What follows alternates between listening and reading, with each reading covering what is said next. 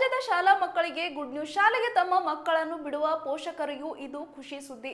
ಹಾಗೂ ರಾಜ್ಯದ ಸರ್ಕಾರಿ ಹಾಗೂ ಅನುದಾನಿತ ಶಾಲಾ ಹಾಗೂ ಪಿಯು ಕಾಲೇಜುಗಳ ವಿದ್ಯಾರ್ಥಿಗಳಿಗೆ ಎಐ ಆಧಾರಿತ ಮುಖ ಗುರುತಿನ ಹಾಜರಾತಿ ವ್ಯವಸ್ಥೆಯನ್ನು 2026-27ನೇ ಸಾಲಿನ ಆರಂಭದಿಂದಲೇ ಕಡ್ಡಾಯವಾಗಿ ಅನುಷ್ಠಾನಗೊಳಿಸುವುದಕ್ಕೆ ಶಿಕ್ಷಣ ಇಲಾಖೆಗೆ ಸರ್ಕಾರ ಅನುಮೋದನೆಯನ್ನು ನೀಡಿ ಆದೇಶಿಸಿದೆ.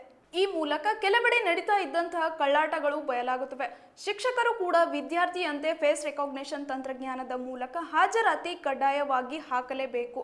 ಈ ವ್ಯವಸ್ಥೆಯನ್ನು ಮುಂದಿನ ಮೇ ತಿಂಗಳೊಳಗೆ ಅಭಿವೃದ್ಧಿಪಡಿಸಿ ಅನುಷ್ಠಾನಗೊಳಿಸುವುದಕ್ಕೆ ಈ ಆಡಳಿತ ಕೇಂದ್ರ ಕ್ರಮ ವಹಿಸಬೇಕು.